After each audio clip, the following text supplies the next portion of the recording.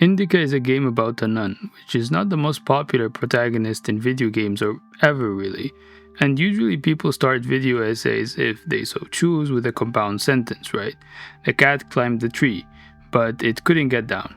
Indika is a game about a nun and her journey to lose her religion. Maybe that's what I would choose, perhaps. It's not that simple, to be honest. Indika is a game that takes 4 hours to finish, and it's a game that has been in development for roughly 4 years before it was finally released. Now, that's way too much time for a game of this length, but it's primarily a walking simulator too, with some puzzles, and you might assume that the puzzles are like the components that took the most development time, but you would be mistaken.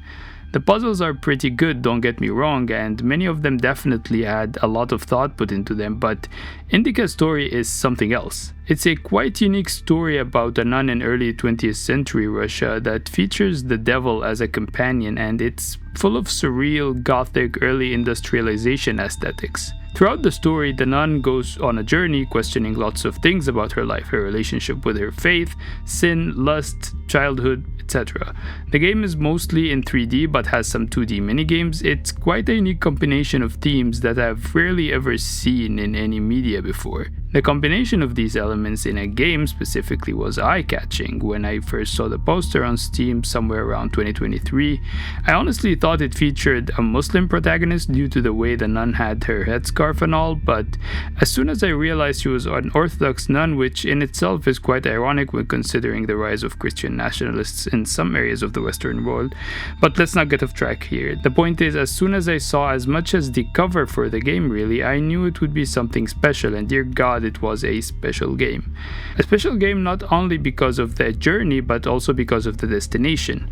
You see, this game's ending is open, maybe not, but it's at least open to interpretation, as are some parts of the story, and the reason I made this video is to talk about the game's story, ending, and try to talk about the ideas the game presents, and also provide my interpretation of the game's ending. So without further ado, let's talk about Indika's story. The game starts with a small pixel art sequence where you're required to collect points, I guess. Once you finish the sequences successfully,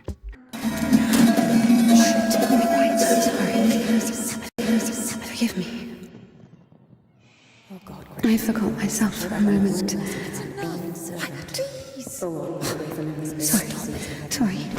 Sorry, I didn't mean to.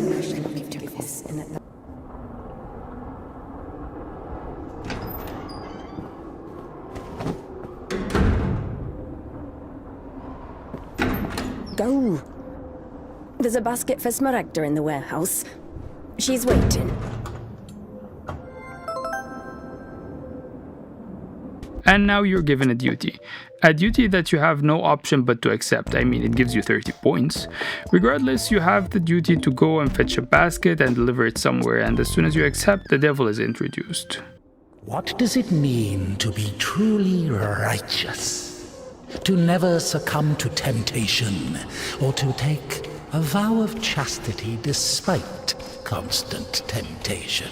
Our heroine did not know the answer to this question and preferred never to dwell on it. If it were up to her, she would have chosen the quiet life of a nun.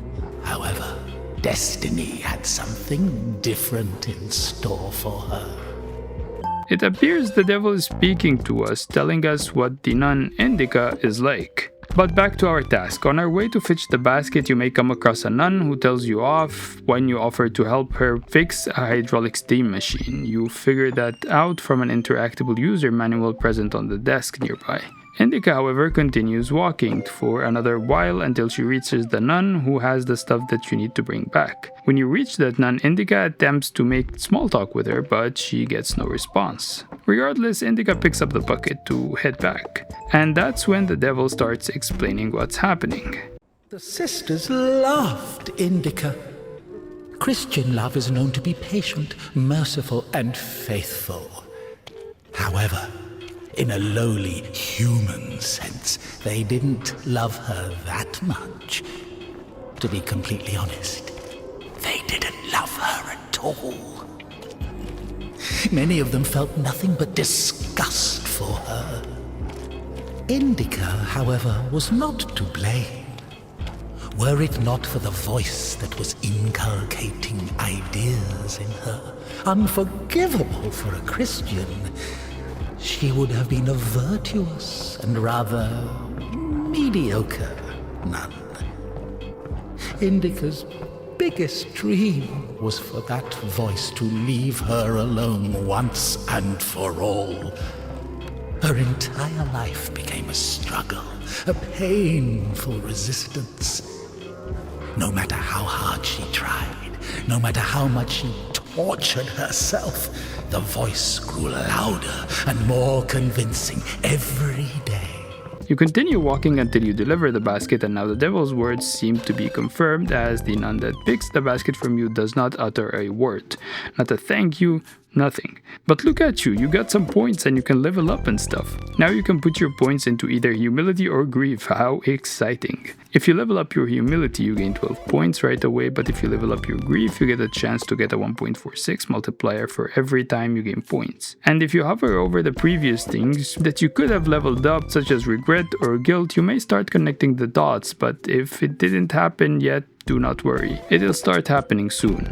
You now get another duty to fetch some water. You walk a little bit into the yard and there is a well where you start lowering the bucket, slowly, and then lifting the bucket back up, slowly. Then you empty it into the other bucket, then you go back to the door and empty the small bucket into the big bucket. Then the game tells you that you need to do that 5 more times. Then you slowly go back to the well, lower the bucket, raise the bucket, empty, empty, and release 5 more times. During those times, the devil interjects again. Useless labor is the basis of spiritual development. Obedience is above fasting or prayers. Indika didn't understand why she needed to retrieve the water from the well if there was a pump next door that took it from a sacred spring. She didn't understand why drinking from the spring was allowed, but cooking soup was a sin. The well was only about 15 meters away from the spring. It was not possible to have any other water there. Even a tenth of it is the same. They say on Epiphany, even a drop of holy water blesses an entire canister. If that were true, a couple of evaporated drops from the spring would bless the puddles beneath her feet. In this speech from the devil/narrator, they explain rather sarcastically the meaninglessness of the task Indika has been tasked to do. She does this because useless labor is how she would spiritually develop, and because obedience is above fasting or prayer. The nuns are trying to discipline her, spiritually and religiously, by making her do that rather useless task for little to no recognition. She's doing things because she has to, for the points, and the points are the most important thing for her right now. Now, the game does not tell you this yet, but if this concept of points is shared by her and the other nuns, or if it's only in her head and shown to us, the player, we don't even know where the devil really is spatially in this moment. Regardless, we continue agonizingly slowly until we finish the entire 5 times and that big thing is full of water, and then... You haven't eaten even 10 of them. With God's help, we'll make it to spring. No way. Sisters won't eat after her. Mother, the sign of the cross saves from the plague, but this, God forgive me. Glory to... Smaragda, don't tempt me. I'm sending Evdokia to you. Don't let this one into the refectory.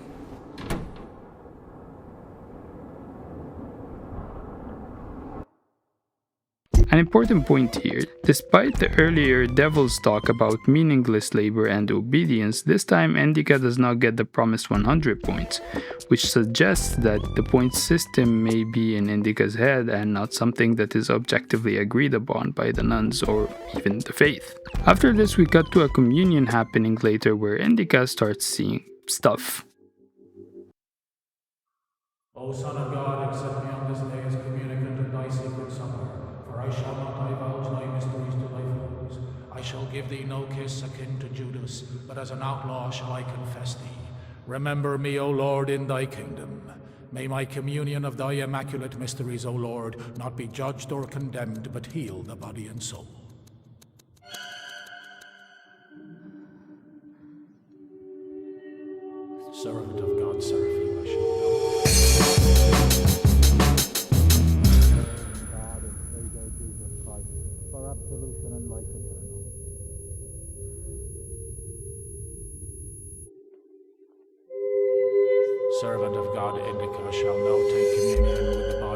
blood of our Lord and God and Savior Jesus Christ.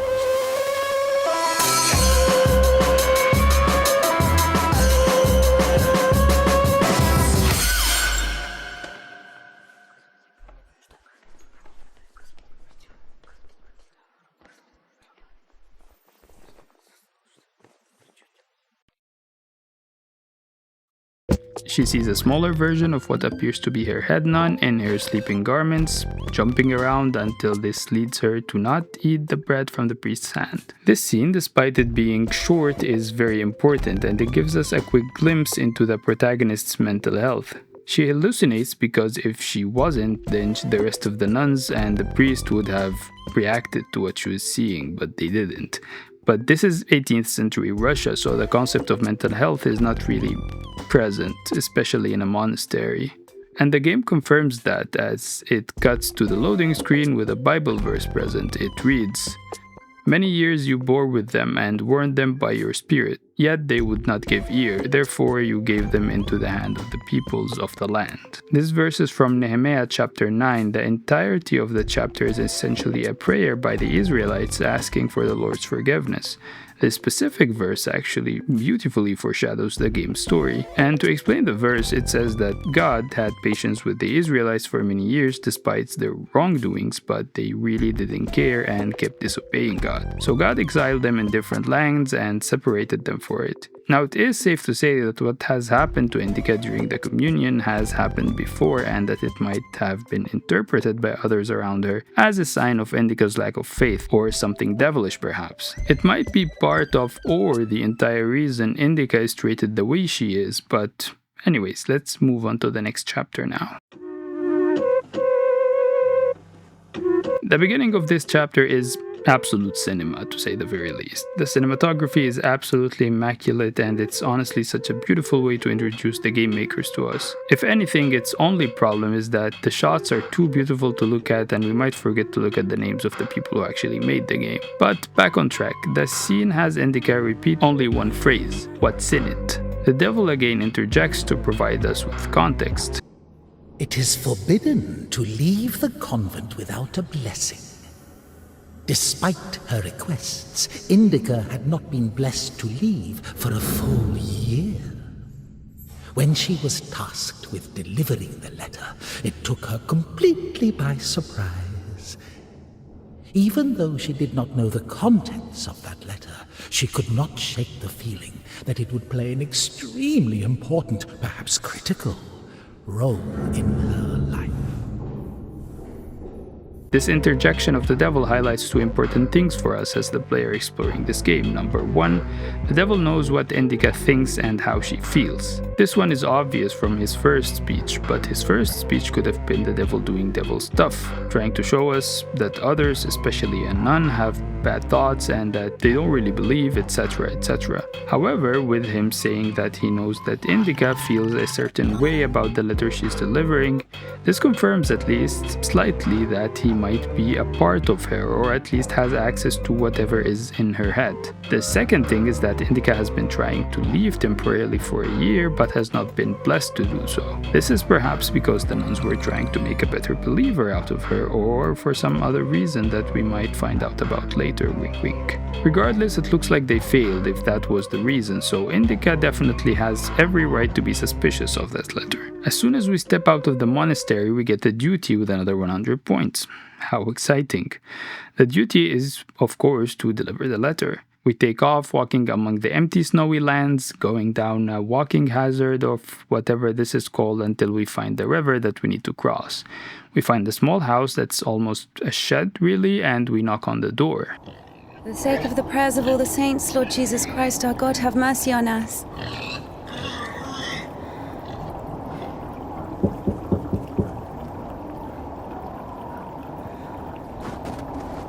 Tisha, I need to go to the other side.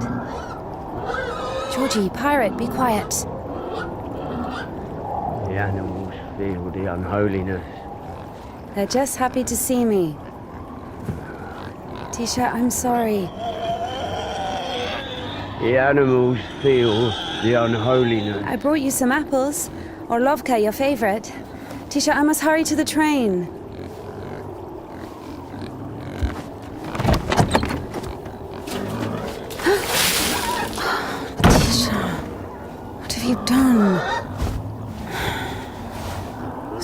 lips are all wet. He'll slip and fall again.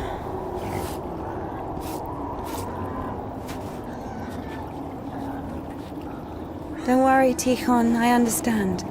Forgive me, for Christ's sake. Tisha refuses to help us because of Indika's unholiness. Despite him throwing water on her, she cleans the stairs so that the water doesn't freeze, causing him to slip and fall. Regardless, now we are faced with our first puzzle. But before that, if we try and take a look at the pigs, there are some humongous pigs right there. This theme of oversized things will continue appearing throughout the game. After crossing the river, we find ourselves in front of the door that Tihon, the guy that threw the water at us, has the keys for. Indika calls him an imbecile and the devil comes through again. Indika loved Tihon. Imbecile was a medical diagnosis, so she was just using the word literally. In any case, Tihon couldn't hear her. Hypocrisy isn't really a virtue, is it? The devil here highlights Indika's sins as usual at this point, indirectly calling a hypocrite, but moving on. We now find another platforming puzzle where we have to climb some relatively large boxes until we reach the elevator to finally be able to leave the convent. But when we reach it and finally try to leave, this happens. It was as if the convent didn't want to let her go. Even though she knew there was no place closer to God, she yearned to leave it, at least for a short time. Not true.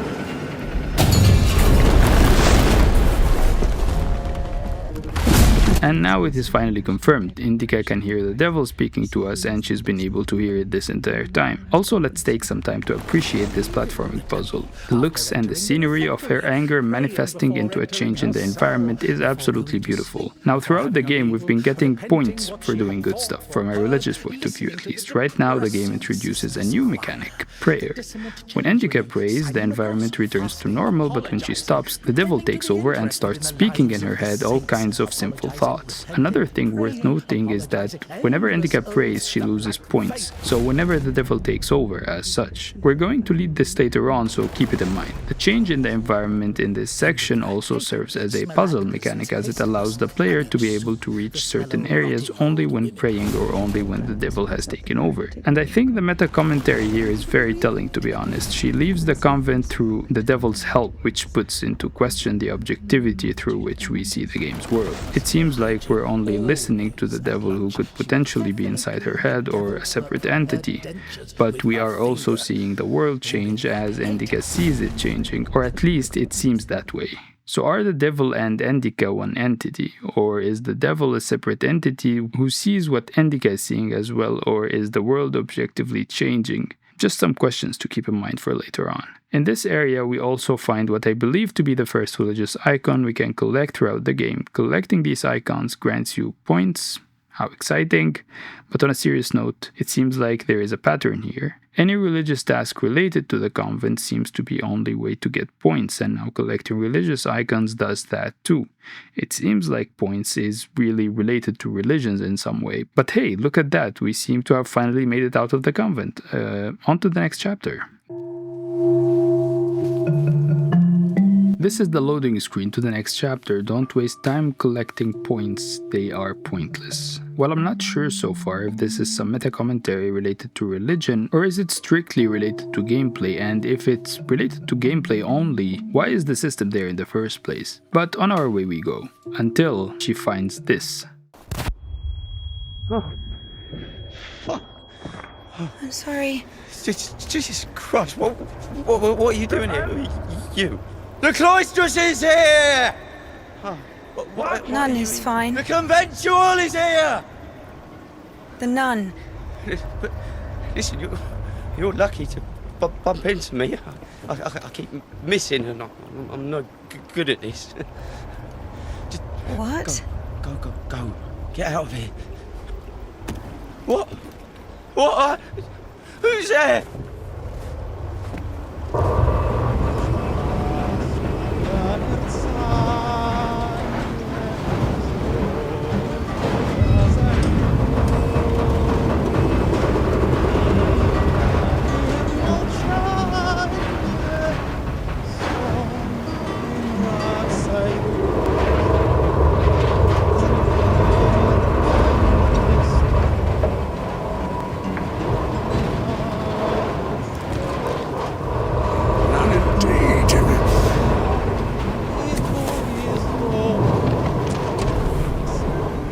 lucky to bump into him.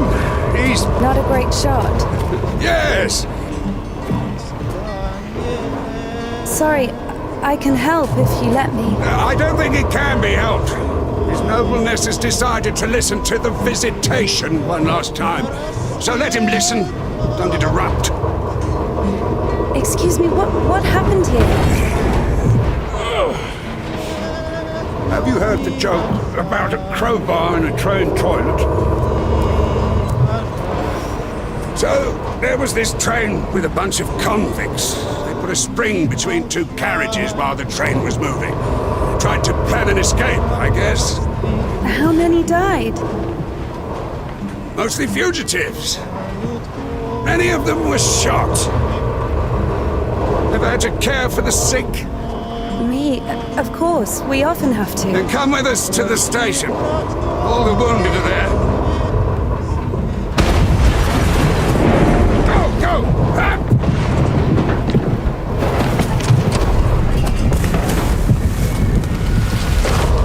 Okay, so now we head to the station to care for the fugitives while letting that poor fucker die. On our way, we get more insight into Indika's relationship with religion through a collectible called Judgment Day, it reads. Indika has seen many images of what awaits a sinner in hell, but she could not remember seeing anything about what the righteous are supposed to do in heaven. It seems like religion for her is a fear-based belief rather than something grounded in some rationality or search for truth. We also find my second favorite puzzle in the game, and after we solve it, we continue. We find a graveyard where if we light up the candles, we get points. We also find a grieving husband that has this interaction. Husband? Husband. I guess he was loved. No. After we leave the graveyard, we enter what could only be considered a creepy village. We move around, find some religious icons to collect along the way, until we hear this.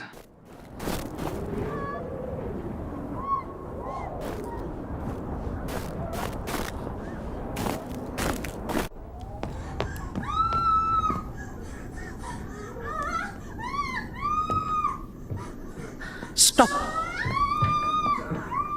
Lost your nerve, huh? What do you stop me? Since when do you obey me? Don't worry. Fear is a natural reaction, life-saving in most cases. What is your goal? To help the girl or show what a hero you are? Exactly. If you're trying to help, there's no chance. Calculating chances in a time like this. How low?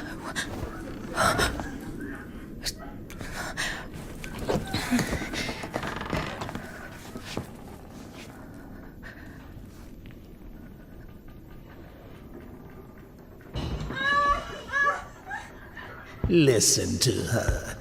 Doesn't like getting abandoned in the middle of an act. What? What? Did you see the size of that thing? Maybe you wanted to join them.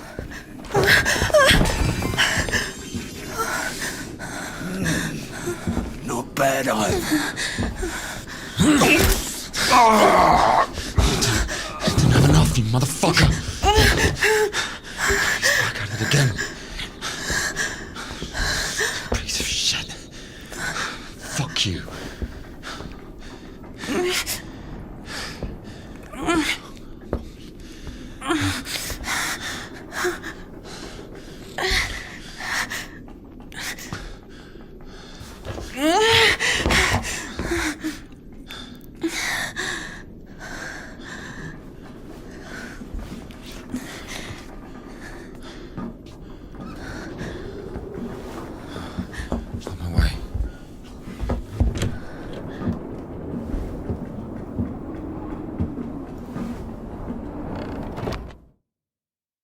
This leads us to our first interaction with our future companion in this game, Ilya. Ilya is one of the fugitives who escaped from a train crash, as was the rapist in the previous scene. Indika starts talking to Ilya while he seems uninterested until the doctor we saw from the train wreck earlier shows up and recognizes Ilya, and that's when... You didn't see. She got away. Well, I don't know how much, but if it weren't for me, God deliver us sinners from... Sorry, what is your name? Ilya. Indika. You know, they say that every hour that a patient doesn't get medical attention, their chance of survival is halved. Crazy thing to say, to be honest. It makes no sense to generalize like that. Do we include every case, even a pricked finger? Of course. No idea where to take it or where it came from. Sister! Did you arrive safely? No incidents? Kasyuk, is that you? Wait a second!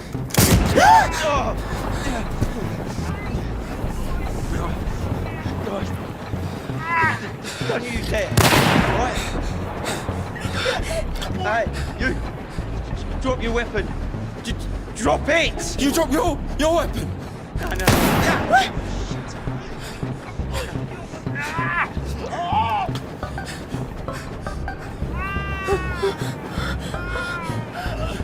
Throw your rifle here! Don't taint your conscience with sin! You're going nowhere, mate! Alright? You won't... Manage. Won't manage. I've got nothing to lose! Fine, just... don't shoot, alright?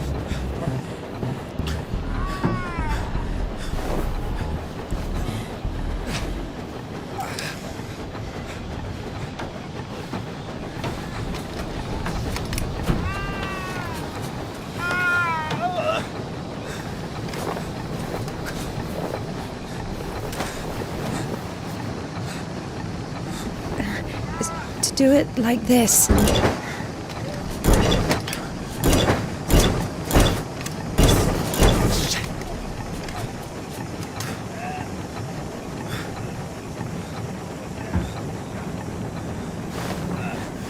Get on! Get on him! I'm telling you, go! Go! Get on!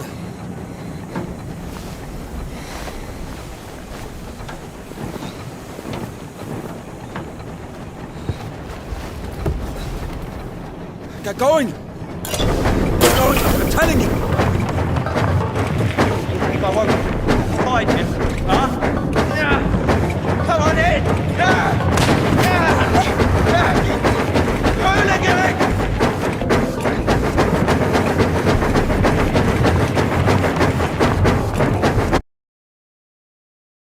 We are now being chased by the horrible shooter officer until we get to a safe area. Indika then tries to abandon Ilya, but he raises his gun on her. She tries to take it from him as he is pretty much helpless and seems to have a dead arm from what we can see. She gives him some painkiller for his arm, tells him to leave the guitar and dumps the carriage they had because there won't be enough fuel for them. Also, the music is amazing in this scene. Let's go. Wait, what on this? Well, either with me or with them, up to you.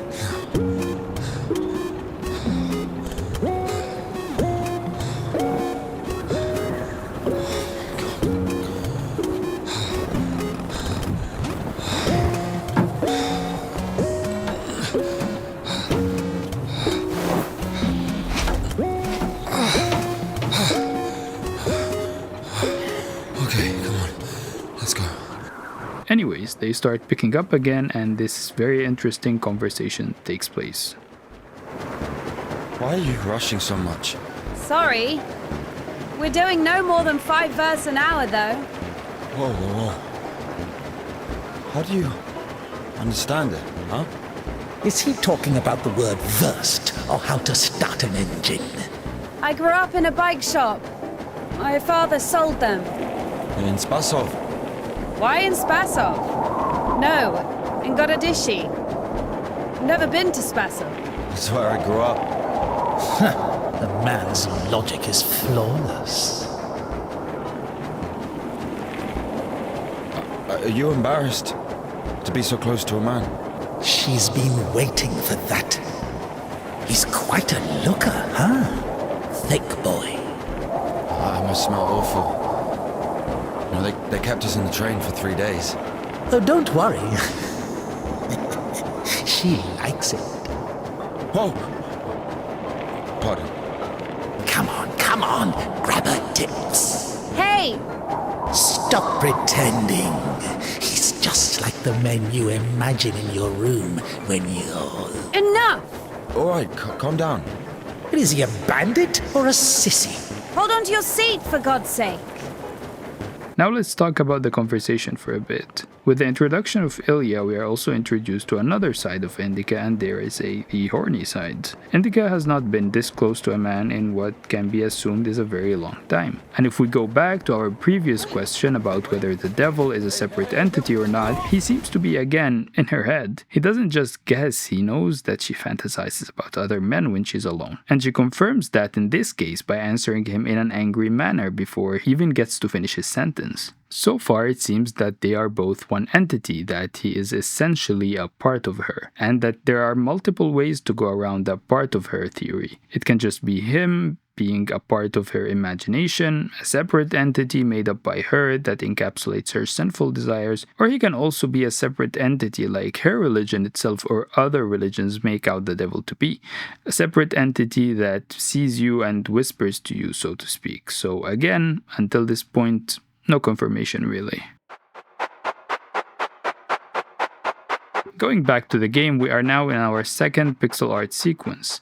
This one following an accident, and these sequences, as you will see, showcase Indika's childhood, and in this one we are at her father's bike repair shop mentioned earlier. This one is a racing sequence where you race your dad, you finish the first lap, and then the second one, then your dad challenges you to a third lap until he...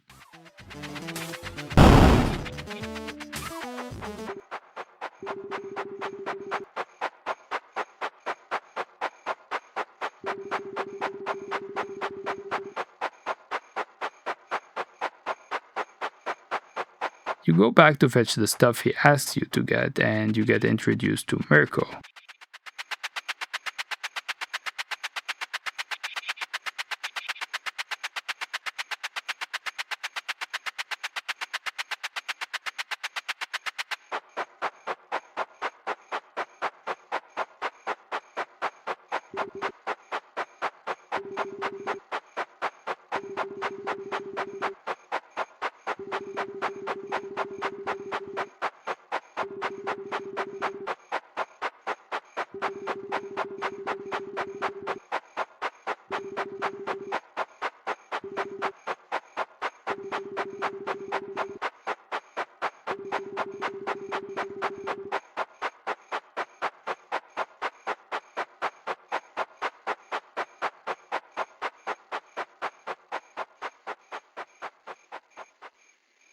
Mirko keeps teasing you about your bike being so shit despite what your dad said in the beginning, so he asks you to try it, and when you say yes, he then rides it and steals it, of course. And that's where our second pixel art childhood sequence ends.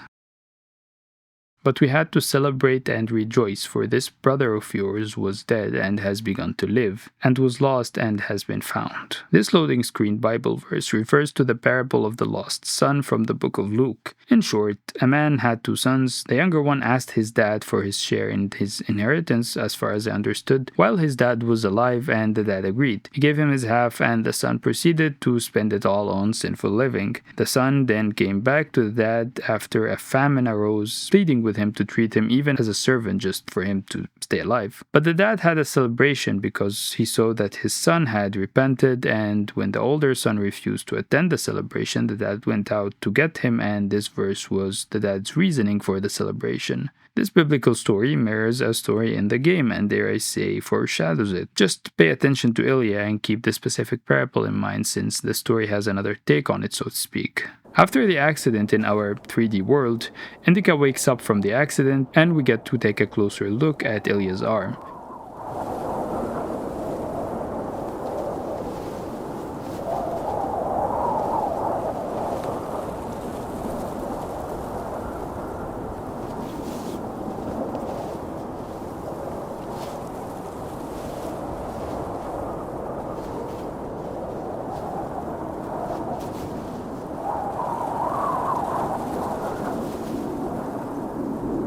Hey.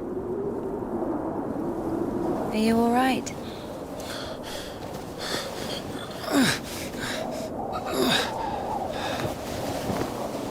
I'm sorry, can I take a look, please? There's nothing to look at. Better give me an injection. Oh my god. I'm afraid this'll have to... If we don't amputate it, you won't survive the afternoon. Our prison doctor, he told me the same thing. Word for word. But that was over a week ago. And he didn't do anything? Sadly, the only surgical equipment he had was a rusty wash basin. Very funny. All right. Don't worry. It should be like that. Only like that.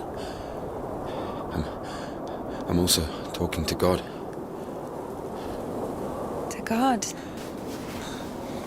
Great.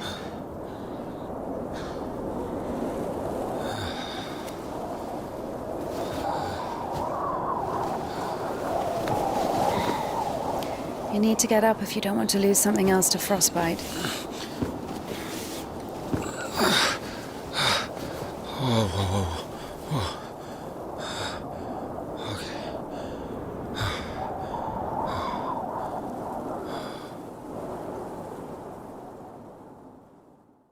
So apparently by some miracle he seems to be alive despite his arm being dead. Also, he apparently talks to God, which has kept his hand alive for this long. He elaborates more on this here.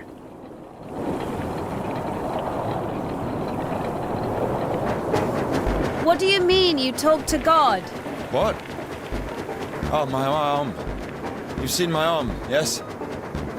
It's been a week or more. I doubt it.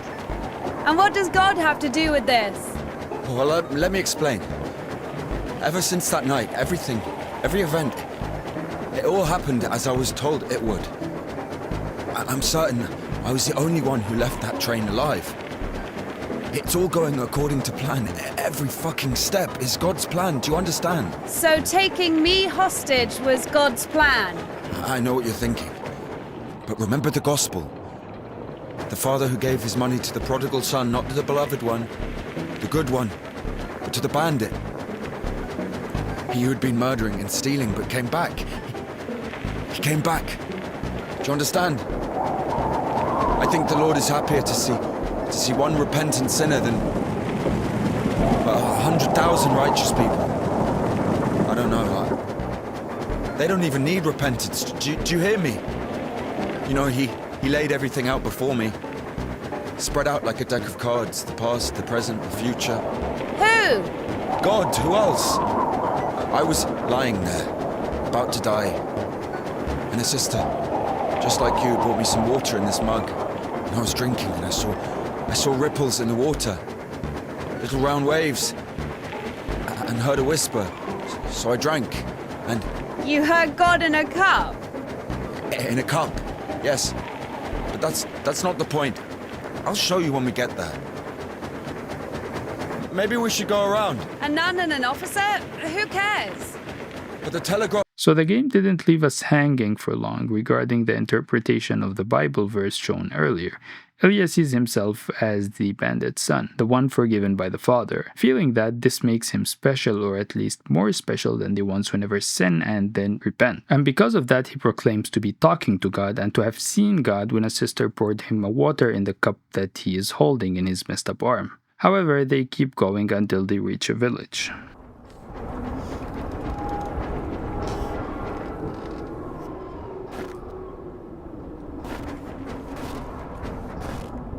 Who the fuck would do this? It's as if they blocked the passage on purpose.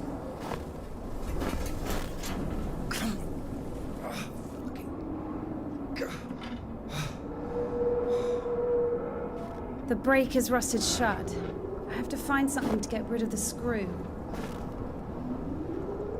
It won't fucking budge. It seems like they reached something blocking the road, and now we have to enter every area of that village until we find some way to unblock the road. Going around, you'll find more candles to light, religious books and icons. A specific one that caught my eye is The Life of Saint John. It reads, "One day, vulnerable John fell into a pit. He was a God-fearing and meek monk, so he remained in the pit with humility. On the third day, John doubted himself. Had he, out of cowardice, mistaken the Lord's test for his will? Should he sit at the bottom of the pit in his own filth or climb out of the darkness and into the light? John started to pray to God, and he immediately gave John a sign. A spruce branch leaned down into the pit. John grabbed the branch and climbed out of the pit. After realizing that, in his hubris, he had been tempted by demons, John cried, terrified. He jumped back into the pit and prayed for God's forgiveness. God forgave John and awarded him with numerous spiritual gifts. This story is as interesting as the previous Bible verse we just saw, as it explores more of the motive Elia has to say that he has seen God. He is, in a sense, comparing himself to St. John, where he is talking about his divine plan. That is also how he interprets him not dying yet despite his fucked up arm, really. His arm is his pit, and God will take care of it as a part of his plan, no one else. Back to our exploration, we find the shed where we get a wrench, give it to Elia so he can move the car blocking the road, and as it's finally removed, we get our bike, but this little doggy shows up. Quiet, little doggy. We won't hurt you. Are you crazy? Run!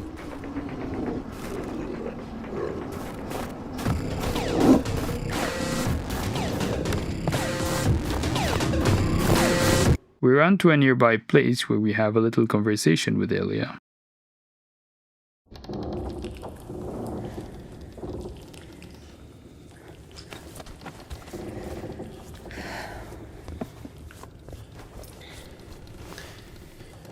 You know, I would have already fucked you up with my bare hands if I wanted. Well, hand. Why?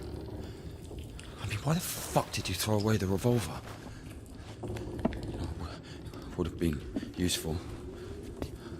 I mean, a girl. I would never. Oh, shit. Tell me something. If you're God's chosen one, why didn't God heal you completely right away? That's a good question. Here's your answer. Here.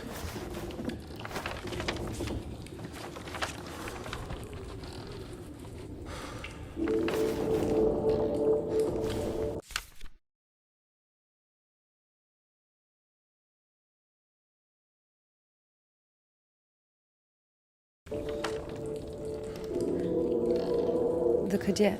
Mm-hmm. Yeah, exactly. Come on. I don't understand. So God had enough power only to stop the rotting, but to heal you completely, he needed some kind of tool. It's not about the tool. A man can't be saved against his will, you see. Basically, it has nothing to do with my arm. It's about the path we've been given, and whether to follow it or not, it's up to us. What do I have to do with it?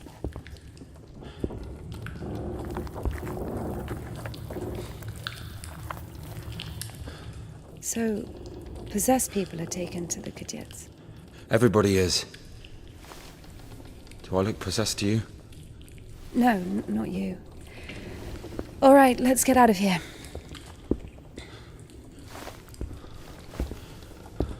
Hoist me up. Me hoist you up? Yes, you. You won't be able to pull me up from up there.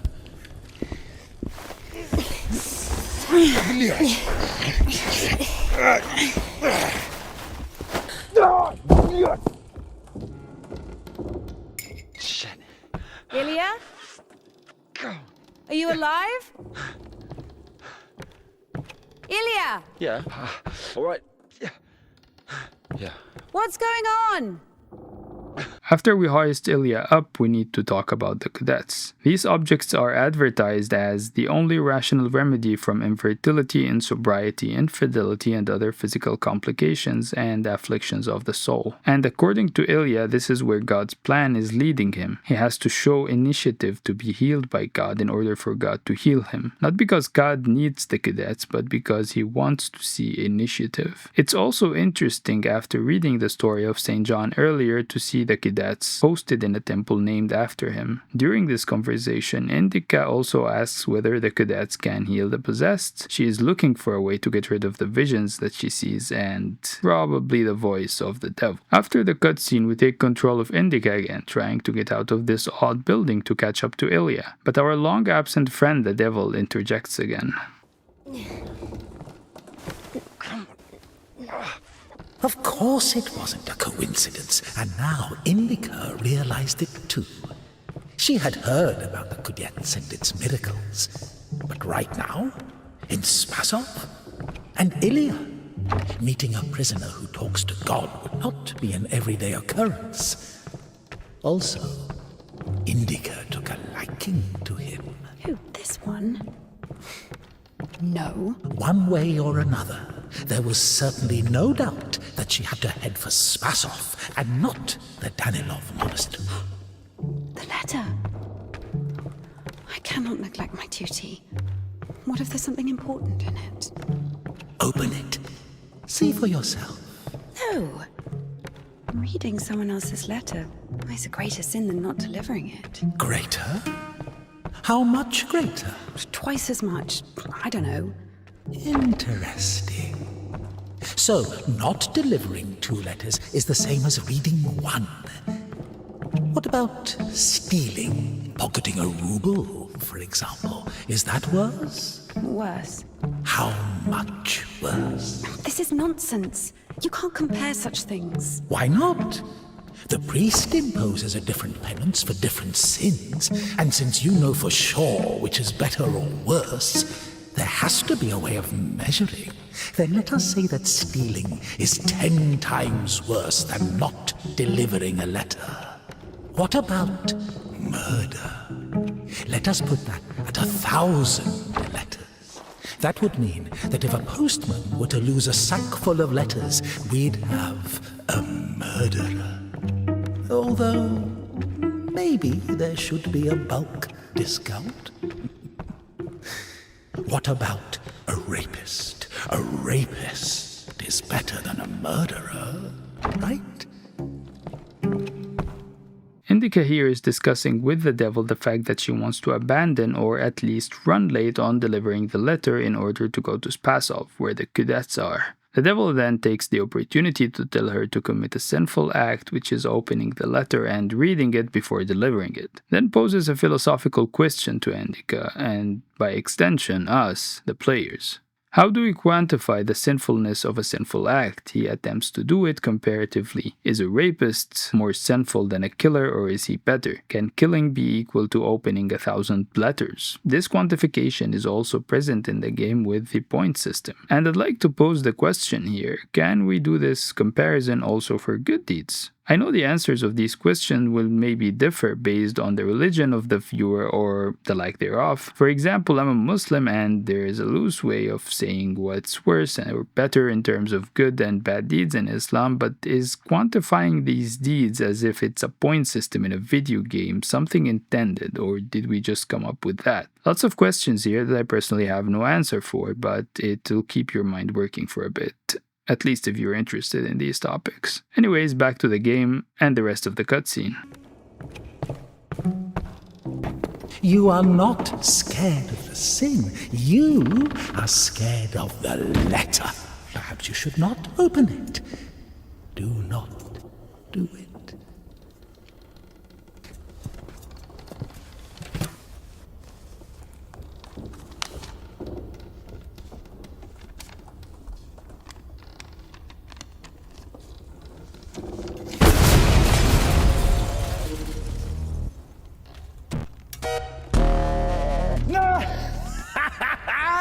You don't even have anything to say.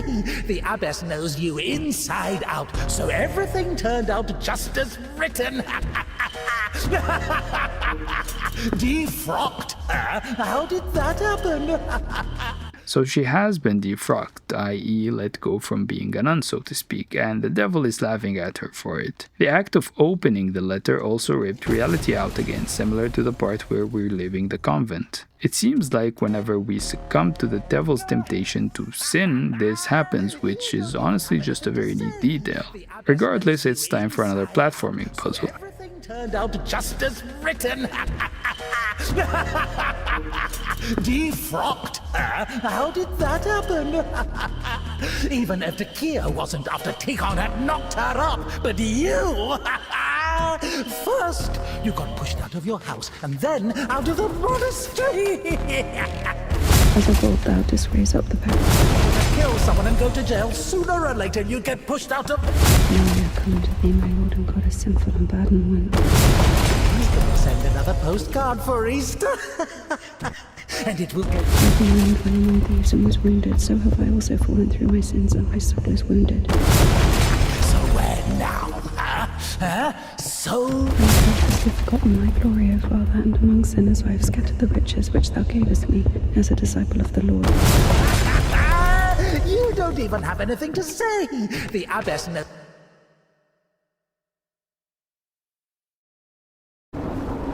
Don't grieve over lost points, they are useless. This is the second time where the developer tells us that points are useless. Definitely for the players who lost points because of praying in the last puzzle. Personally, I didn't even know you lose points when praying until I saw someone mention it in a playthrough online. But okay, now we're out here, out of that weird barn and heading to Spasov. The devil interjects again. Somehow, Indika was convinced that the Kudets was going to solve all of her problems, that soon the voice in her head would disappear, and she would return to the monastery as someone who deserves at least forgiveness, if not everyone's love. She thought that years of suffering had been leading her up to this exact moment.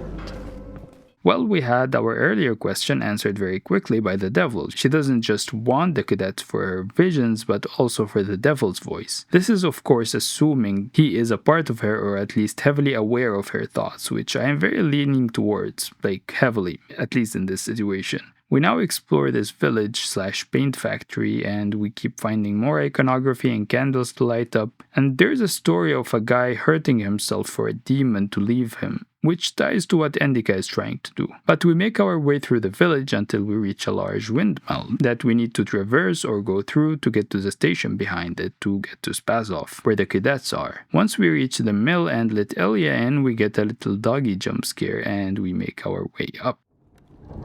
How beautiful. As soon as we get into the mill, Elia tells us a bunch of shitty stories, literally. But we now have another puzzle on our hands in order to make our way to the top of the mill. After making our way to the top to cross to the other side, the little doggy pops up again with a chase sequence. One thing you'll keep noticing about this game is it's just not the animals that are oversized, it's everything else. And that the game has a very, very cool steampunk aesthetic, which is like cyberpunk but around the early industrialization era. And now that the chase sequence is over, we get saved by Ilya and we get a little something here.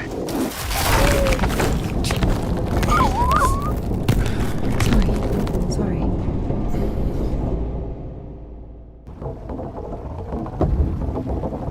We killed it. The dog deserved it.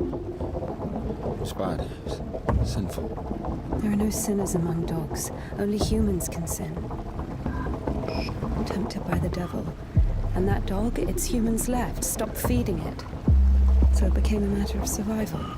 Interesting. So what's the difference between a human and a dog? The thing you're blaming the devil for is as likely to happen to a human as it is to a dog. It gets angry when its food is taken away.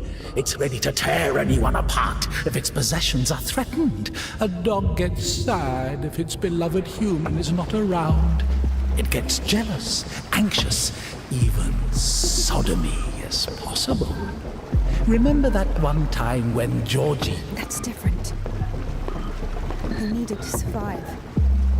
To find the most promising partner, give birth to offspring. And a human? You have such a simple explanation for a dog.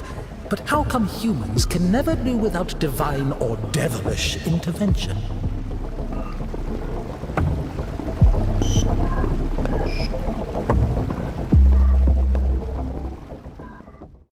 The devil here hits us with another religious/philosophical questions. Why are animals exempt from sinning in the same situations where a human doing the same actions would be sinful? It asks the questions in relation to circumstances, and I don't know about Christianity in this regard, but in Islam at least, it doesn't count as sinning if a certain action that would be considered sinful under normal circumstances is done to survive.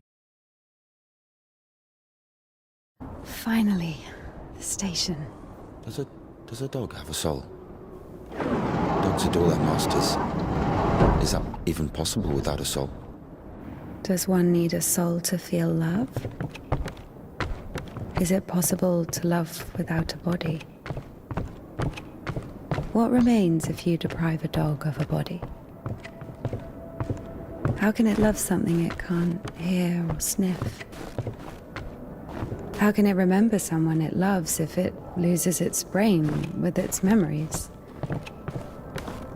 In a world without bones, cold, procreation, beautiful women, rich men, bodies, basically.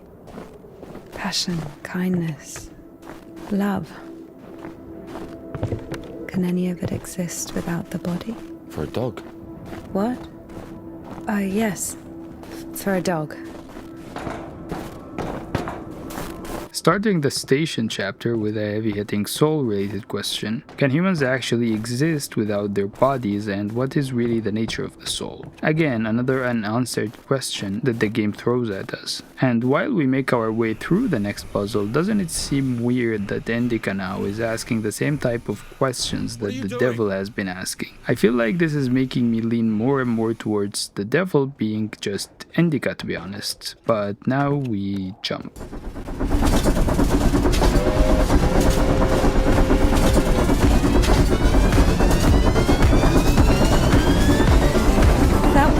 That one! Let's jump! What? Jump!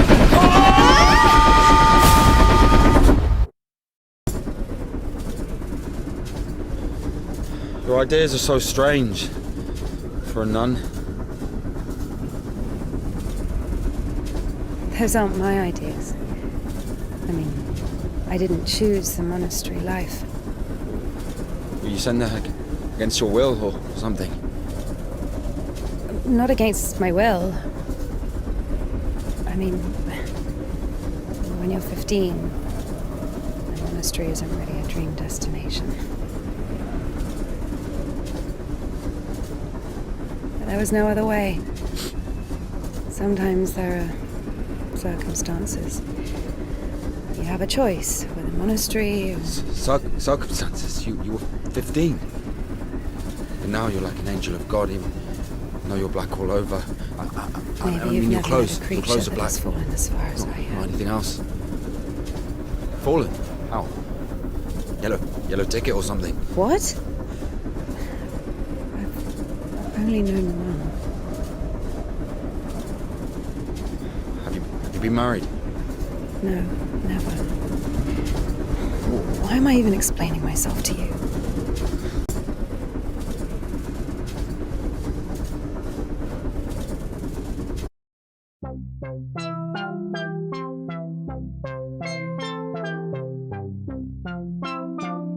Well, we are now back in another pixel art flashback sequence again that would explain what she said. We started by Indika's dad telling her that someone is coming to propose to her, and when he leaves, she reads a piece of paper saying, "Look, it's such a starry night, but one star is missing. I'm waiting for you on the roof." We then get a little platforming section, but after we complete it, we find Mirko, the guy who stole the bike earlier.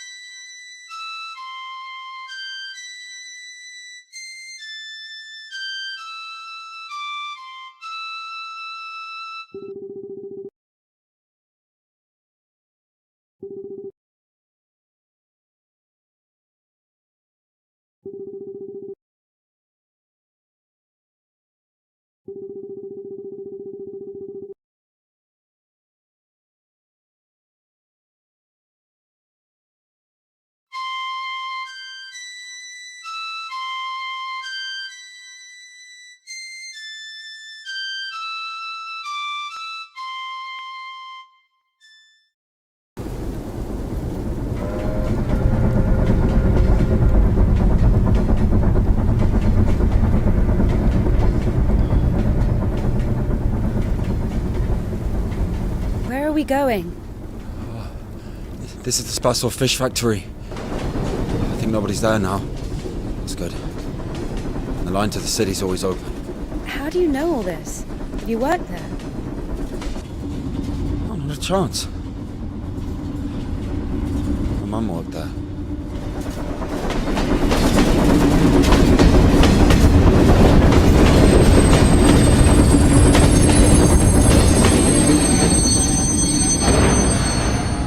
Didn't you say there was no one here? Oh, fuck, I think they're offloading. Be quiet.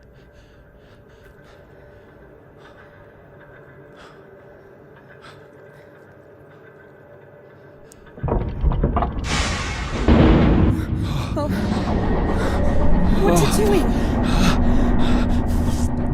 Fuck!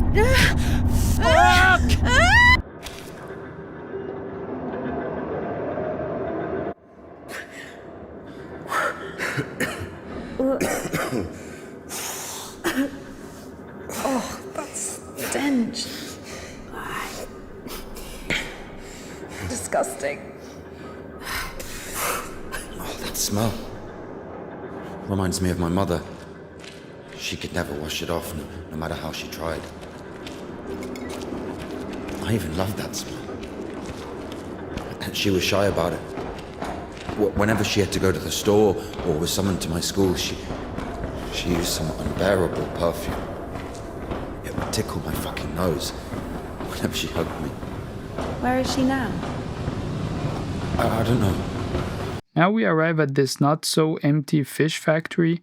We make our way through it, doing some platforming puzzles with some very oversized fish, as usual and as expected, until we get to a certain area where Indika and Ilya fall into the water beneath them.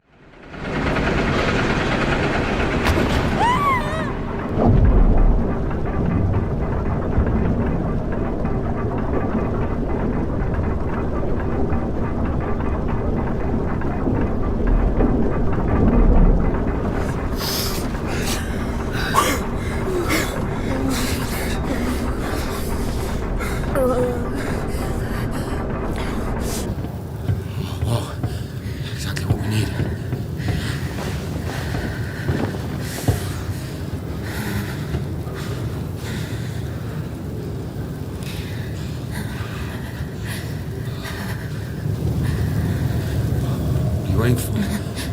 Take everything off. You crazy? If we don't get everything dry, we'll freeze to death.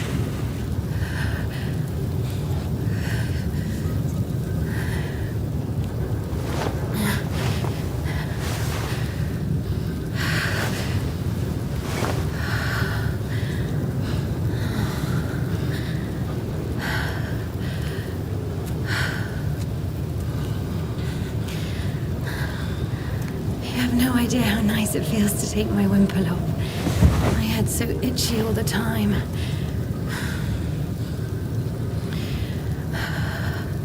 We're not even allowed to sleep without it.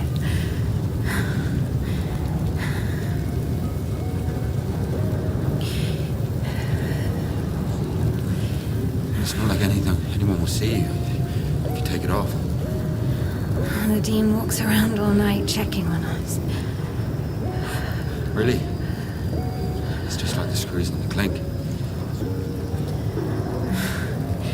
Nardine is more like a warden. She also manages the coin and assigns our bunks.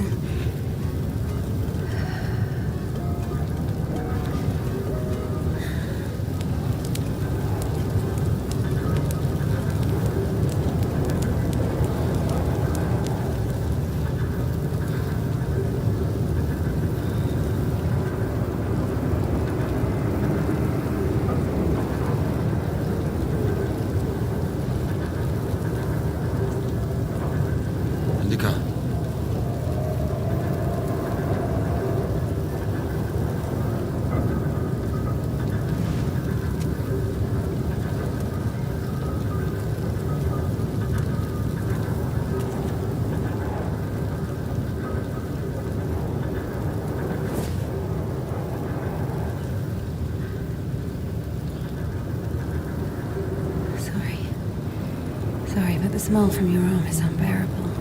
We have to go.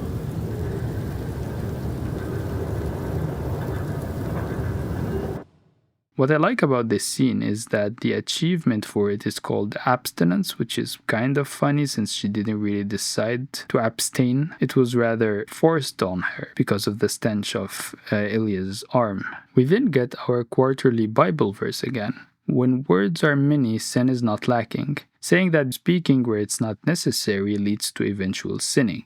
Interestingly, this is the next scene. So the monastery wasn't your choice? It was. But when your decision has a reason, is it really a choice? When a brook hits a rock, does it choose which way to go? Fuck me, you're not a brook. You have your own free will.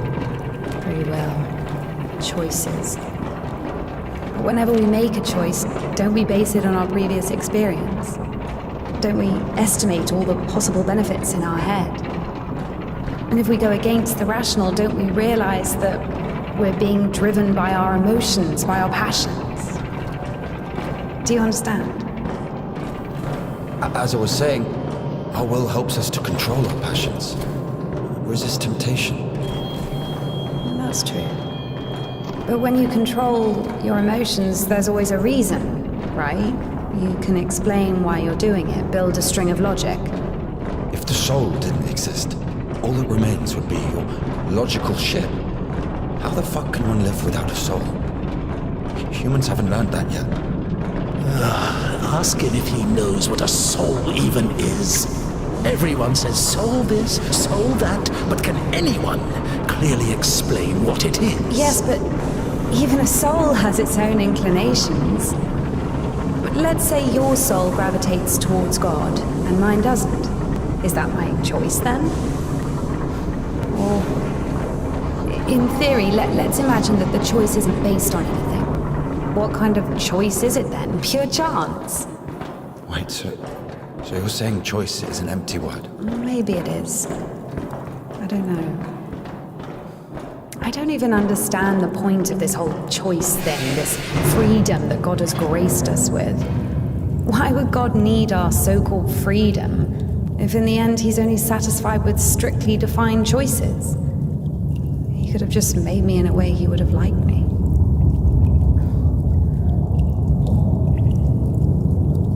This dialogue is an everlasting philosophical dialogue about determinism versus free will. Are humans always taking their own choices out of free will, or are we determined, genetically and environmentally and otherwise, to make the choices that we make? I personally believe that deep down we make our own choices, just not always. But going back to walk, we find more candles and iconography. We walk by giant fish for our next puzzle. And after finishing it, we keep seeing more weird things walking around, but we find an interesting item. A three-handed Mother of God. Saint John of Damascus was falsely accused of treachery and his hand cut off, but he prayed to the Mother of God, his hands grew back, and as a sign of gratitude, John attached the silver hand to an icon. But why the third hand on most icons was viewed as belonging to the Mother of God herself? Indika did not know. Here we find that these descriptions of icons and images actually from Indika's point of view, and second of all, the story of Saint John seems to make Indika believe a lot more in the miracle that can be done to Ilya at, well, the temple of Saint John where the cadets are. They later continue their discussion about freedom. Here's what I think. Shit, here we go again. I'm not telling you anything from now on. Oh, come on, I'm joking. Tell me, you were wondering about freedom. Why did God make you free? Here's what I think. If I were the Tsar, I wouldn't want my wife to be a slave. I would find myself a free girl that could love me genuinely. Do you understand? Yes, it's a good example. But now imagine if your Tsar has found himself a girl he loves. Can you? So he confesses his feelings to her and invites her to his palace. So? And now imagine that the Tsar also says, if you come, I'll drape you in gold. And if you don't, I'll hang you on a hook and burn you slowly. This also requires her to return his feelings. I see where you're going with this. But it's not God who burns people in hell. That would be those damn demons, enemies of mankind. very well. In this case, the Tsar says, if you come, I'll cover you in gold, and if you don't, Parfan the Butcher will catch you, hang you on a hook, and burn you slowly. I love you endlessly, but can't do anything about it. Think about it. If even the Tsar can't actually do anything about this butcher because of some unclear circumstances, why can't he just stay silent? So you're saying nobody can love God genuinely? No. No, it's not like that. Indika at this point is clearly doubting the motive people have to believe in God, clearly going above the threshold of being a believer and more into the I don't know territory. She doesn't know what she's believing, so to speak. It feels like she's not yet an atheist, but it certainly feels she's heading in that direction. I also can't help but feel that these are questions that the developer has about religion. Whoever wrote this game must have dealt with similar upbringing and questioned their religion in a similar way. And I have personally went through this phase as well, questioning my own religion, being agnostic for quite a while before rediscovering it, I guess, on my own terms. But back to the game. We are now faced with a little puzzle before we head to Elia's special place. Once we're over, we'll go there. Are we even allowed here? Nobody here. Everyone's asleep. The one on the right is ours.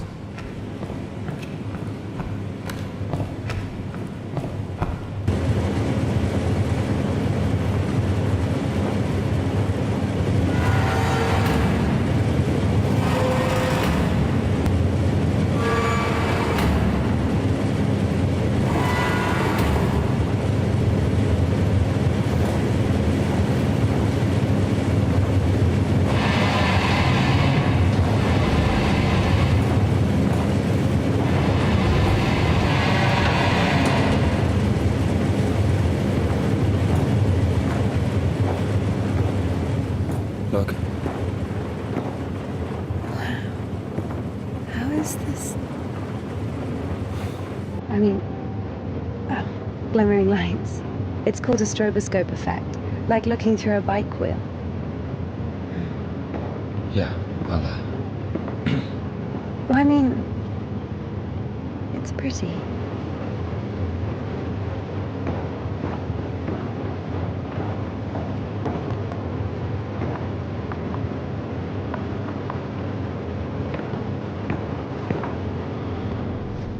there you are.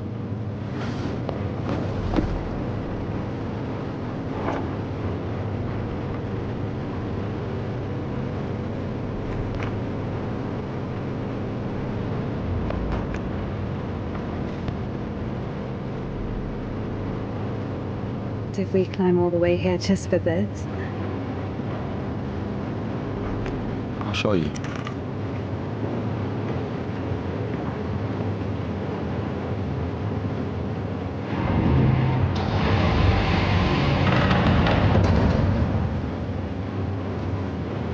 Sit down.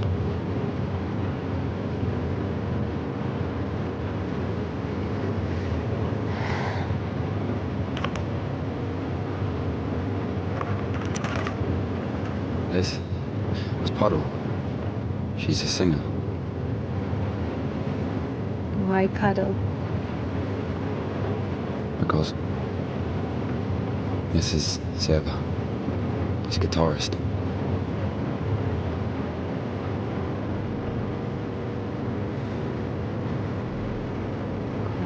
Quiet forest lullaby. All the stars are in the sky.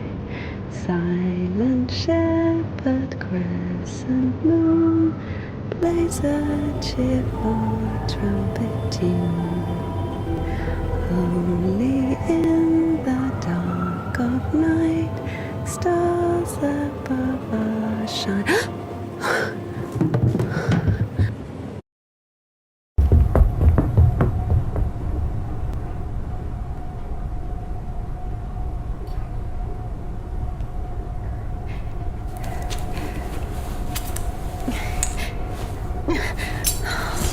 Damn.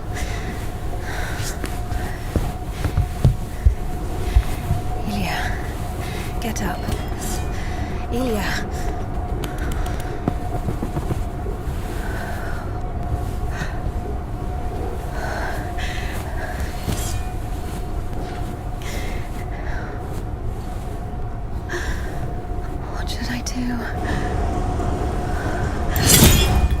You know what? No, everything will be all right. Of course. No, we were almost there. Not almost. Do you know where the hospital is? Do you think they'll take someone like him? So what do we do? Pray?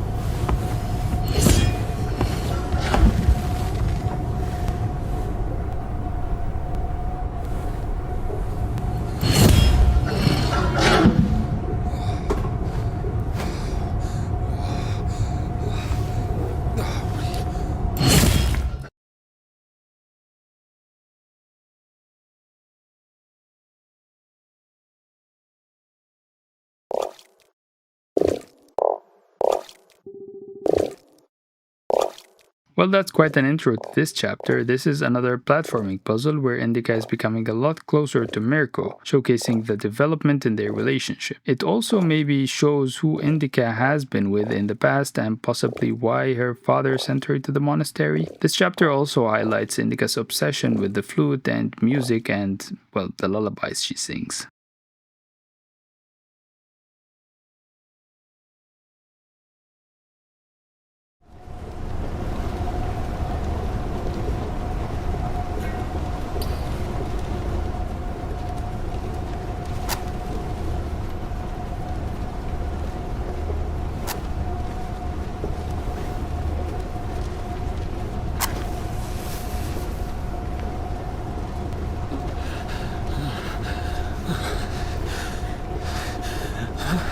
Quiet. Quiet. It's all good. It's all good. Shh. Lie down. Lie down. Come on. Everything's going to be all right. Otherwise you would... Lie down. Shush. It's against God's plan.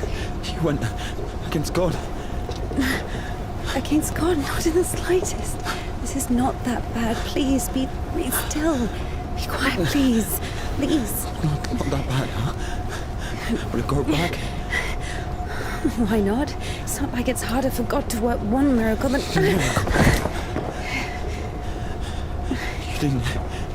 You didn't believe in it from the start. You were angry that a miracle could happen to me. No. To a person like me. No. So dumb and jealous. Give me an injection. None left. All this time, this wasn't just empty talk. I know. All this philosophy. Joyce, God doesn't talk to me anymore since I met you. No, leave me. I'll be on my own. I'm sorry. Don't touch me.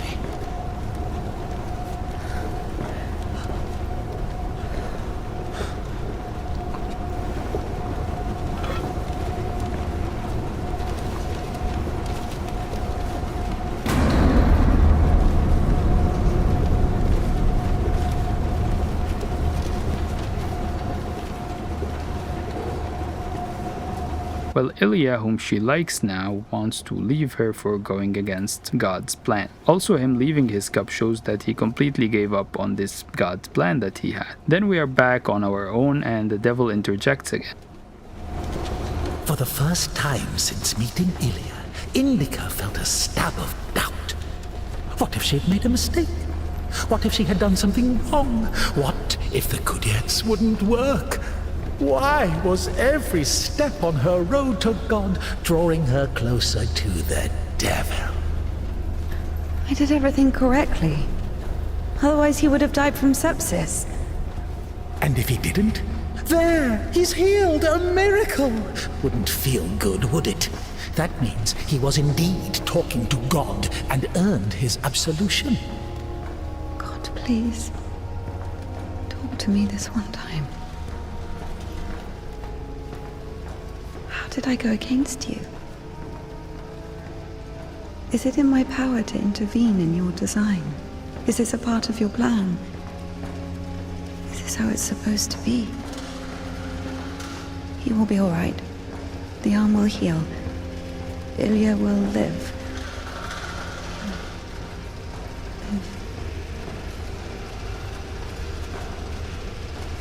So now I have to feel guilt for this as well? You can see I'm trying. But he's always behind my shoulder.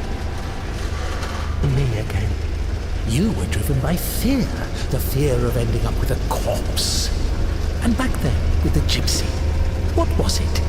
Were you restless because of his tanned arms?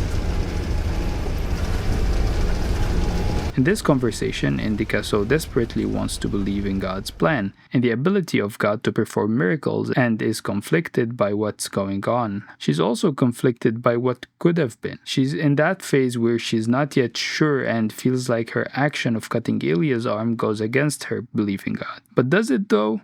Or is it just because she doesn't believe in what Ilya had to say? And this is where the biblical verses and St. John of Damascus come in. She's more inclined to believe that she went against God's plan because she has been taught these verses and, more importantly, St. John's story. It's basically the story of the lost child and St. John mixed together. And this is what makes Indika doubt herself rather than doubt Ilya. However, we continue to make our way out of the factory through a heavy puzzle platforming section until the devil pops up again.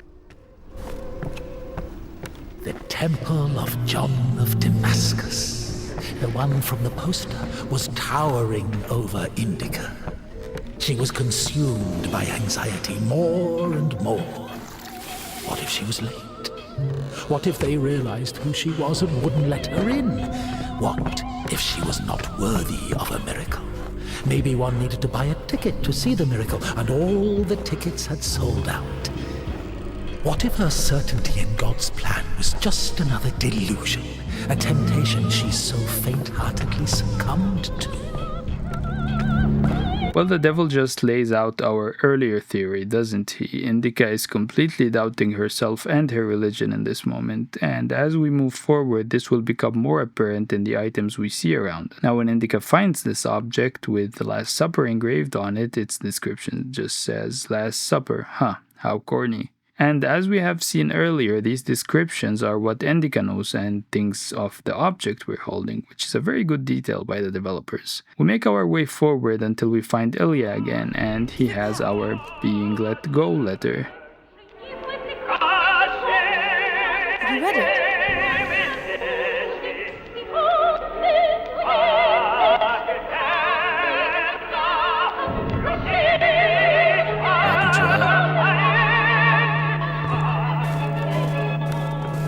Don't like it. The prioress cut it as punishment. It wasn't a big deal. I burned Father Sergei's Felonian. We then get another biblical verse that reads, There is a way that seems straight to a man, but its end is the way to death. And you can interpret that however you want, but I know you see the pattern by now. After that comes the best puzzle by far, where you have different areas where the room is sideways, and then it's just so interesting. In this puzzle you have the main room, which is upright, and then if you jump through the window you have the same room again, but it's like tilted 90 degrees. Now if you stand in front of that same door from which you entered the first room, but in the second room you will see the devil as opposed to seeing yourself. So this is the game's way of confirming that Indika is the devil and the devil is Indika, I think. At least it seems so to me.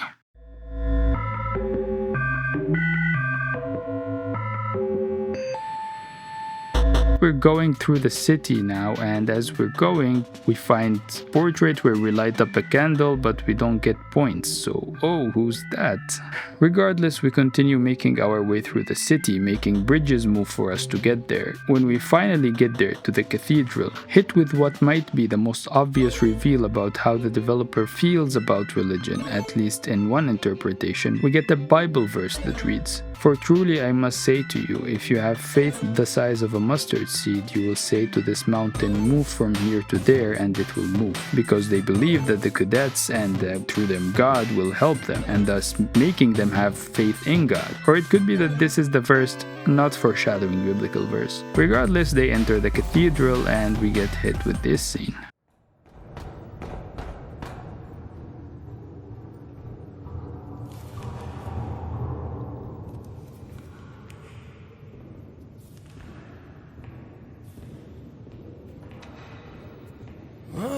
What are you... Where is the cadets? It's over. Been too long already. Last day the 23rd. Today, the cadets will be taken further. You'll be able to find it in the lips. Yeah, It's that's still where... here. Please, if you only knew what we've been through. People showed up from other countries. Everyone who wanted to was already venerated. Listen, if you don't let me see the miracle, I'm dead. Literally dead. And I can be honest with you, right? Can I confess to you? Oh, sure. He escaped from prison to commune with the miracle. What do you mean? If only you knew what he's been through. Oh, fine. Wait here. Wait here.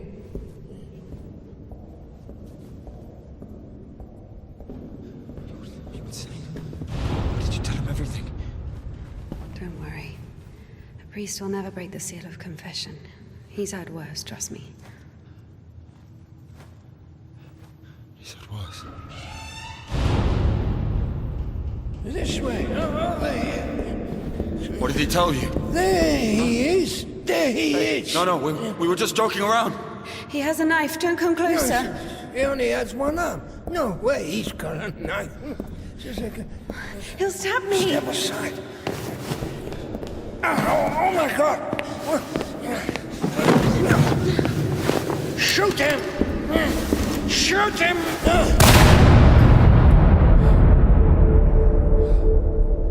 Freedom, my dear.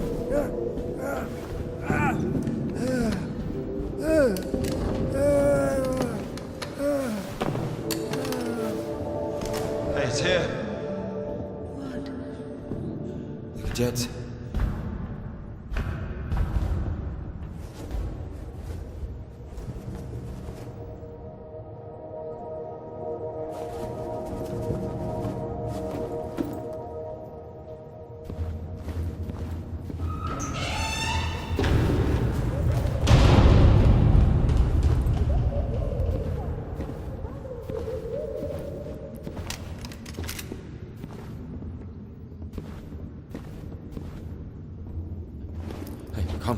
Come here, help me. Okay, hold it. Like that, hold it. Come on, hold it. Come out with your hands up. Don't you dare. I'm gonna count to 3.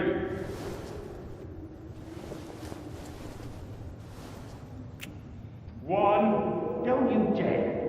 This is holy ground.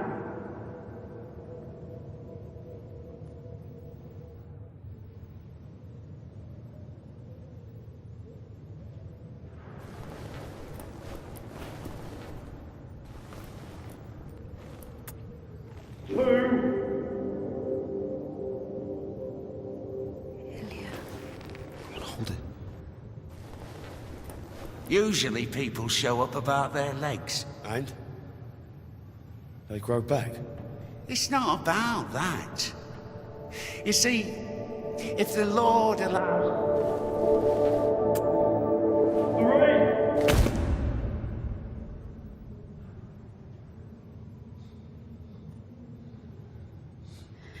Enough. Let it go.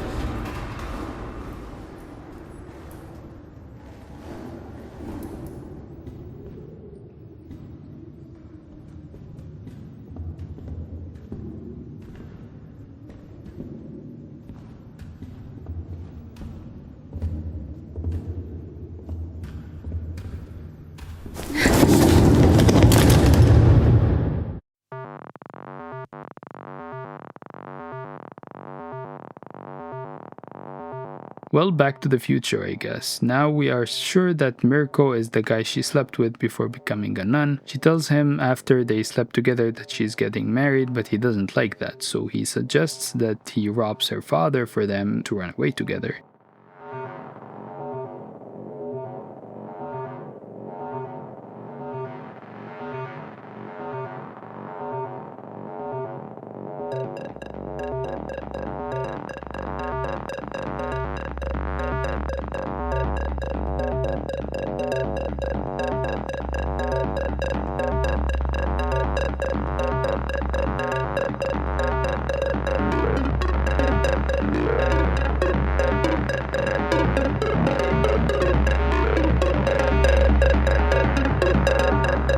When he gets into the bike shop, her dad catches him and takes all the money in this small minigame and runs away, but then...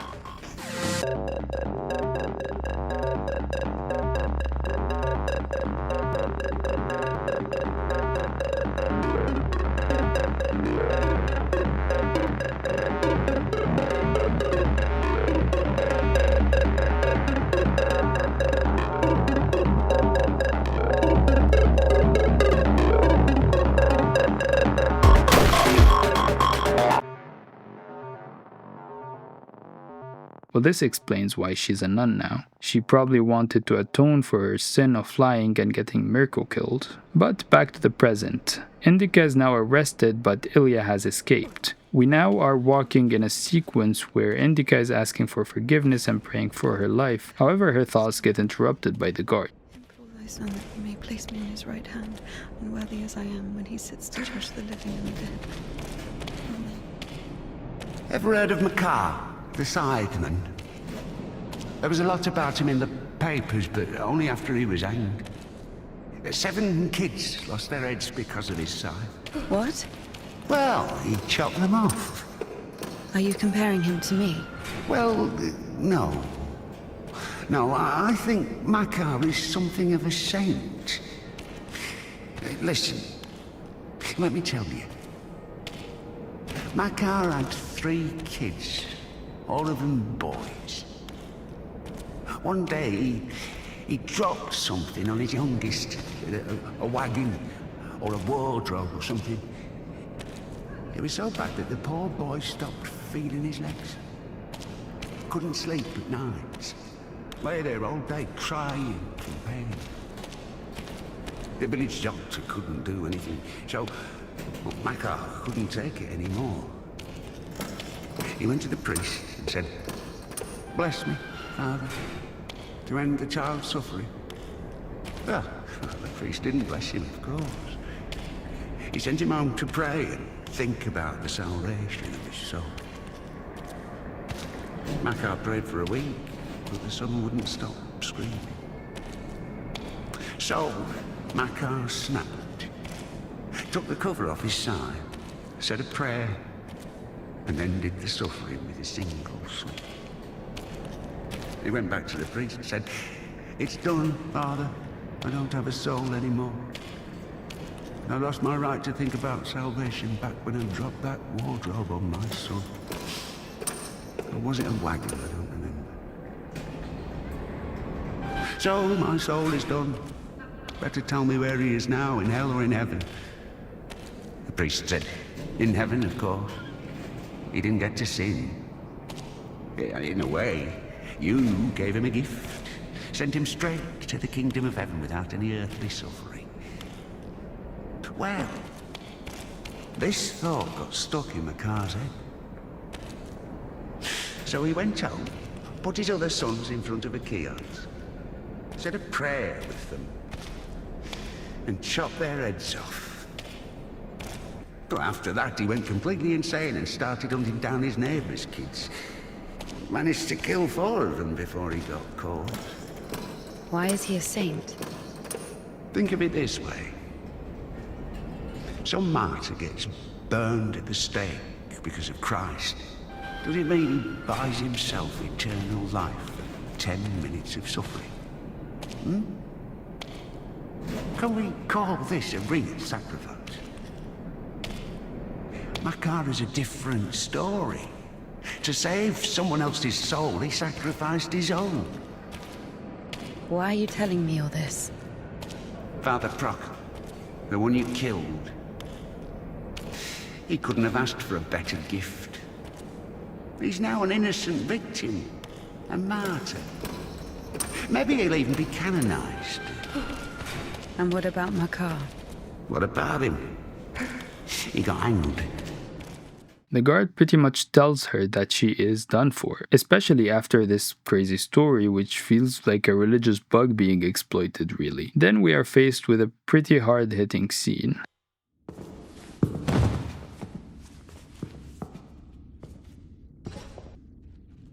And what will happen to me? You'll get hanged, I guess. Listen, what's your name? It doesn't matter. Need something? Doesn't matter indeed. Listen, we did... Let me go. Don't taint your conscience with sin. I'll repay you. And what exactly can you repay me with? Well, what do you want? What do I want? Come closer. Come on. Turn around. What? Turn around. Up, up. Come on.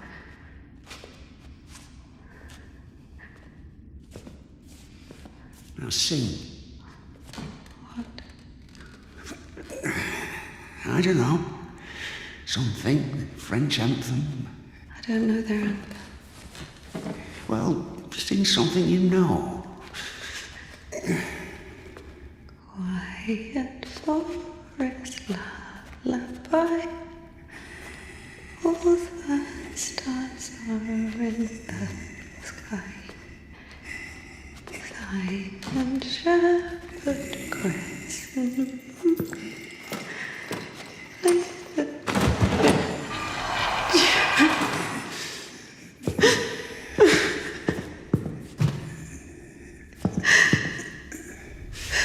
Come on. Come on, silly. Don't be afraid. I'm not scary.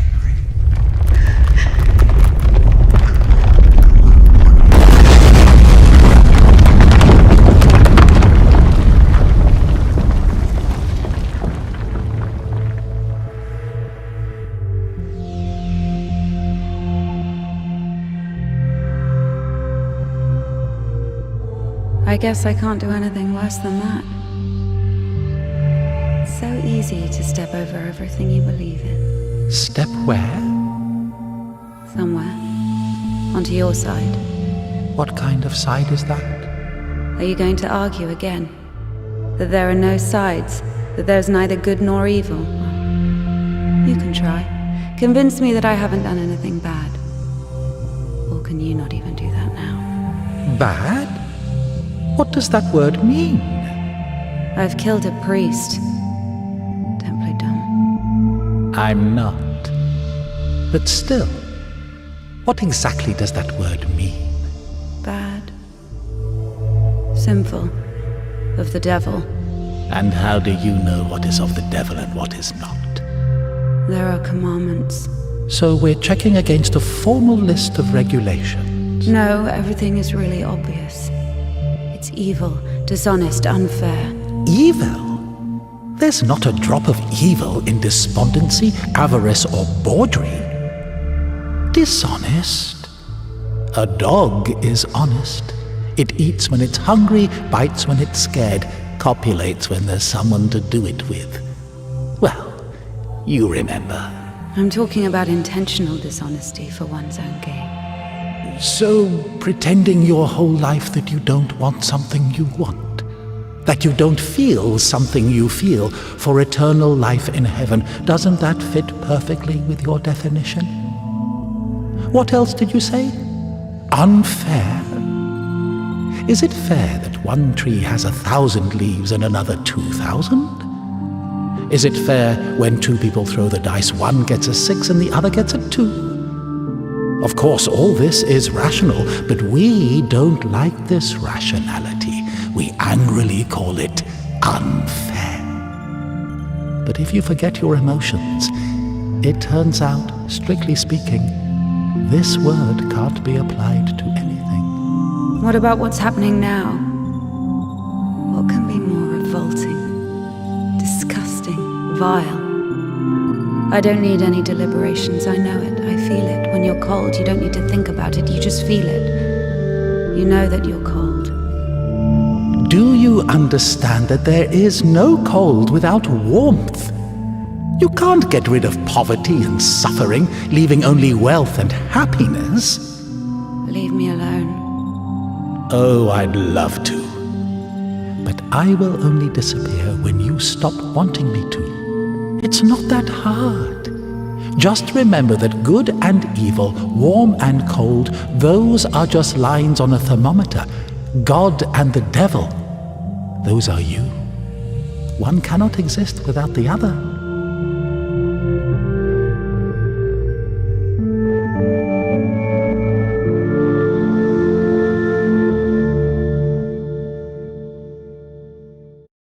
Indika in this moment has completely succumbed again to the devil. She's moved over to his side, as she puts it. But the devil finally answers our video-long question here quite plainly. God and the devil, those are you. According to the game, Ilya was hearing himself, and Indika was also hearing herself. God and the devil are two sides, two complementary sides. One cannot exist without the other, and they both exist within us. Can I go now? Well, my dear, after this, let's say, complete exposure, no, you can't. I tell you what, fear not earthly justice for that of heaven.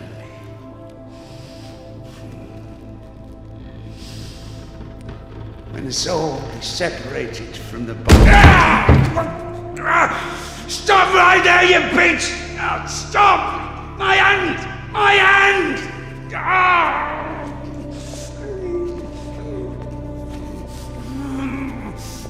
Fuck! Stop! Stop right there, you bitch! Help! Well, now Indika has let the devil in. We were playing the point of view of the devil all along. We made that cabinet fall over the guard, not the devil, and now we are just one with him. Indika has learned to accept the devil's side, so to speak, so our third-person camera was the devil's perspective. And now our perspective is one with Indika. That's why we now are playing in first person. Or at least that is my interpretation of it. But on our way we go, trying to find the way through our city where we can find Ilya again. And as soon as we do, he tells us that he just sold the cadets for alcohol and a trombone. So we find the pawn shop where he sold them and we go in. Did I undo my trousers? Where is the cadets?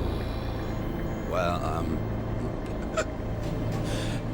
they didn't even give me 5 rubles for it. What? Give me the money. I don't have any, it's gone. You know, I've already conquered the guitar, but the brass, the pipes.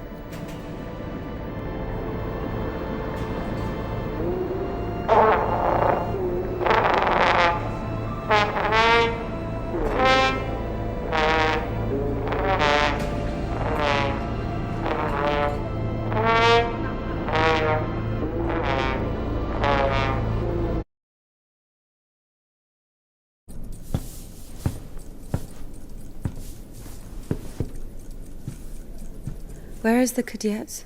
Never heard of it. Someone just exchanged it for a trumpet. A man with one arm? Oh, you are extremely lucky. This is exactly what you're looking for. An amazing artifact of unspeakable, wondrous power. Just 25 rubles. What do you mean, 25? You got it for 5. 20 for everything.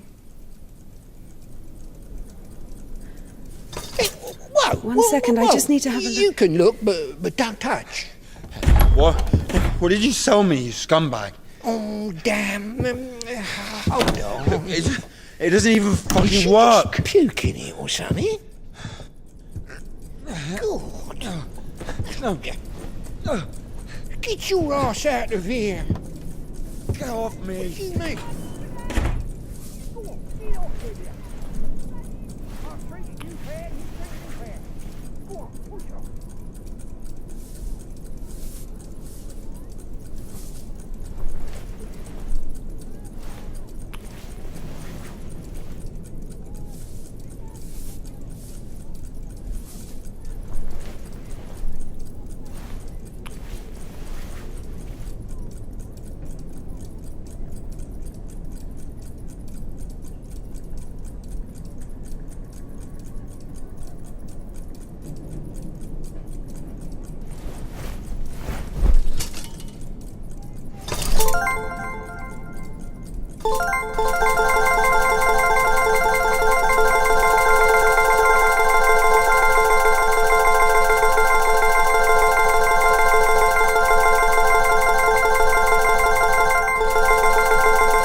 Infinite points. They do not matter now.